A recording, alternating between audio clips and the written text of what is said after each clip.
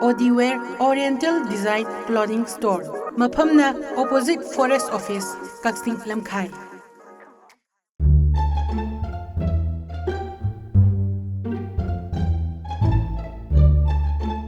Nene, How? Nini gilang lian. sige toy anisa. Ay nakwai, lagi nung si Batoy anine ba?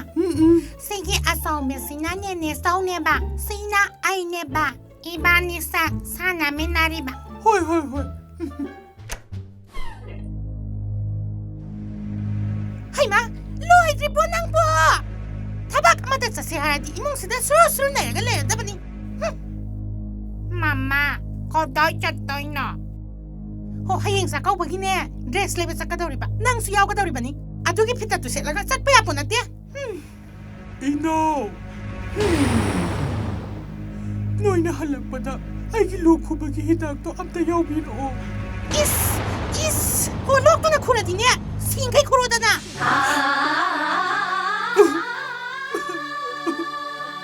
Karito ida bungang so say no! Nanggi da kun na buhot na ba ni? Ay kusni, wara pa ni! Wara pa! Mama, nini da may bino. 너한테 그동안 뭐 너가 내 님다고 숨 나오는 시고. Ho, mapunsigin niya! Sakaw pa sa papangdabi, aribi malay na na! Asingang na riba! Ho, kubidra pa na!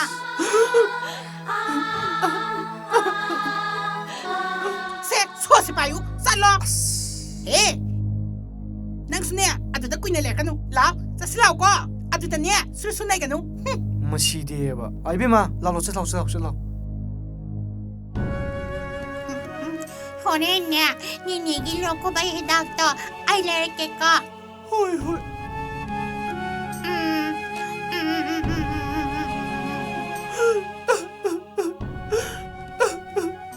Ay gipuchise. Asaba toy siga sakmanari haiba. Ay dati. Iyong bababaan ba kang napamakay? Ay giipuase kaya wana semsarak pa. Aduka di matutigi pa dagi. Ay po minagan sa amana na opire haiba. Ay de, ibong gaway na kapsaro lagi.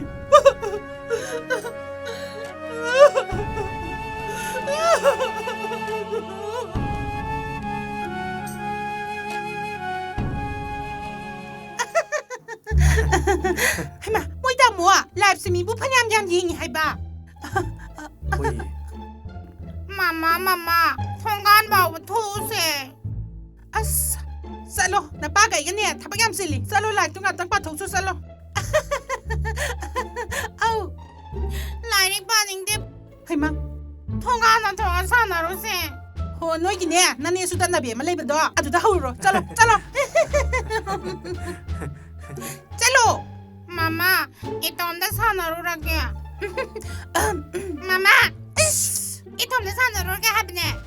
Salo, sana ruro, salo. La.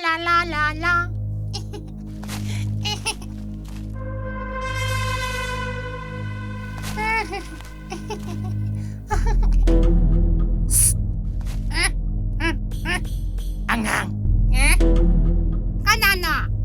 mitay sa ning bro. Mitay. Johnny nga. Lao, mitay bigil lao. Dale, sidaw na poro.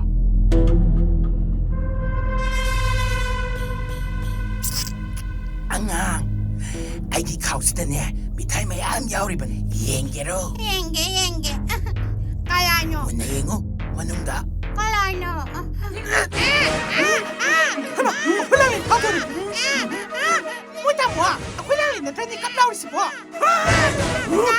Kanano na hoy! Mani, muta mo. Ang tala ko. Imagi lang rin. Kaduragi na po. Isang kaduragi. Katame naman na. Ay po. May talay bini. Haraga. Hagit daw rin niya. Ano na nene na kanbiri pa. Inama. Nga sili naman na nasan kita ang napapizili man niya mo. Inama na kanbiri. Nasan lanjari inama. 제 nang pawag na napi. Apa mo nang pawag? Amang tali napi. ꯅꯆꯦꯗꯤ ꯁꯥꯎꯗꯦꯗ ꯑꯩꯒꯤ ꯍꯥꯏꯕꯕꯨ ꯅꯈꯣꯏ ꯑꯅꯤꯅ ꯋꯥꯈꯜ ꯇꯥꯔꯒ ꯑꯁꯨꯝ ꯇꯧꯔꯛꯄꯁꯤꯅꯤ ꯃꯁꯤꯅꯤ ꯑꯩꯅ ꯄꯥꯝꯖꯔꯤꯕ ꯃꯃꯥ ꯀꯩꯗꯧꯔꯒꯦ ꯑꯩꯈꯣꯏ ꯏꯃꯨꯡꯁꯦ ꯁꯨꯃꯥꯡ ꯀꯨꯝꯍꯩ ꯃꯥꯟꯗ꯭ꯔꯥ ꯍꯣꯏꯅꯦ ꯑꯗꯨꯗꯤ ꯃꯣꯏ ꯇꯥꯃꯣ ꯍꯟꯗꯛꯇꯤ ꯏꯅꯝꯃꯁꯨ ꯆꯥꯛꯀꯧꯕꯤꯁꯦꯕꯀꯣ ꯀꯧꯔ ꯂꯣꯏꯔꯦ ꯀꯩꯅꯣ ꯑꯗꯨꯒꯤꯕꯣ ꯏꯅꯝꯃꯒꯤꯁꯨꯅꯦ ꯐꯤꯔꯣꯟ ꯑꯅꯧꯕ ꯈꯔ ꯊꯣꯟꯕꯤꯁꯦꯕ ꯑꯗꯨꯗꯤ ꯀꯗꯥꯏꯗ ꯂꯩꯁꯦ ꯍꯥꯏꯅꯣ ꯑꯁ ꯀꯛꯆꯤꯡ ꯂꯝꯈꯥꯏꯗ ꯂꯩꯕ ꯑꯣꯗꯤ ꯋꯦꯌꯔꯗꯣ ꯑꯗꯨꯗꯒꯤ ꯍꯦꯛꯇ ꯂꯩꯔꯣ ꯂꯣꯏꯔꯦ ꯑꯗꯨꯗꯤ ꯍꯧꯖꯤꯛꯃꯛ ꯆꯠꯂꯁꯤꯅꯦ ꯍꯣꯏ ꯆꯠꯂꯁꯦ ꯃꯣꯏ ꯇꯥꯃꯣ ꯀꯥꯔ ꯊꯧꯗꯣꯛꯄꯤꯔꯣ ꯏꯆꯦ ꯂꯣꯛꯇ ꯆꯠꯂꯁꯤꯀꯣ ꯂꯥꯛꯑꯣ ꯏꯅꯝꯃ ꯂꯥꯛꯑꯣ ODWare Oriental Design Clothing Store ꯃꯇꯝꯒ ꯆꯥꯟꯅꯔꯕ ꯑꯅꯧ-ꯑꯅꯧꯕ ꯀ꯭ꯂꯣꯊꯤꯡꯒꯤ ꯑꯥꯏꯇꯦꯝꯁꯤꯡ, ꯐꯤꯔꯣꯜ, ꯈꯣꯡꯎꯞ, ꯁ꯭ꯀꯥꯔꯐ ꯑꯃꯗꯤ ꯑꯇꯩ ꯐꯤꯖꯦꯠ ꯂꯩꯇꯦꯡꯒꯤ ꯑꯥꯏꯇꯦꯝ ꯀꯌꯥ ꯌꯥꯝꯅ ꯑꯍꯣꯡꯕ ꯃꯃꯜꯗ ꯐꯪꯕꯤꯒꯅꯤ꯫ ꯐꯖꯩ ꯃꯤꯇꯩꯁꯤꯕꯣ, ꯍꯩꯃꯥ ꯌꯥꯝ ꯐꯖꯩꯅꯦ ꯁꯤꯗꯤ ꯃꯆꯨꯒ꯫ ꯃꯣꯏ ꯇꯥꯃꯣ ꯑꯝꯇ ꯂꯥꯛꯑꯣ꯫ ꯐꯖꯗ꯭ꯔꯕ ꯑꯩꯉꯣꯟꯗ ꯄꯛꯆꯒꯗ꯭ꯔꯕ? ꯅꯨꯄꯥꯒꯤ ꯑꯃꯗꯤ ꯅꯨꯄꯤꯒꯤ ꯑꯅꯤꯃꯛ ꯊꯝꯖꯔꯤ꯫ ꯂꯥꯛꯀꯗꯧꯔꯤꯕ ꯗꯤꯋꯥꯂꯤ, ꯅꯤꯡꯉꯣꯜ ꯆꯥꯛꯀꯧꯕ ꯑꯃꯗꯤ ꯑꯇꯩ ꯍꯔꯥꯎ ꯀꯨꯝꯍꯩꯁꯤꯡꯗ ꯌꯥꯝꯅ ꯆꯥꯟꯅꯔꯕ ꯄ꯭ꯔꯗꯛ ꯉꯥꯛꯇꯅꯤ꯫ ꯑꯩꯈꯣꯏꯒꯤ ꯀꯣꯟꯇꯦꯛ ꯅꯝꯕꯔꯅ 9953 448 775꯫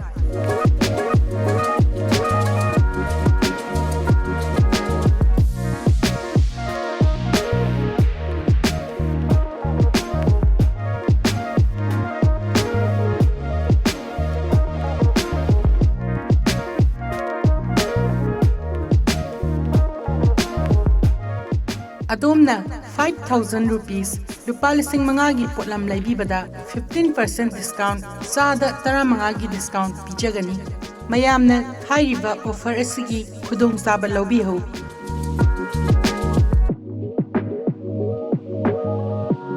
ꯑꯊꯨꯕ ꯃꯇꯝꯗ ꯒꯤꯐ ꯑꯋꯦꯁꯨ ꯇꯧꯖꯒꯅꯤ꯫ ꯃꯌꯥꯝꯅ ꯑꯩꯈꯣꯏꯒꯤ ODWare Instagram ꯄꯦꯖꯕꯨ ꯐꯣꯂꯣ ꯇꯧꯕꯤꯌꯨ꯫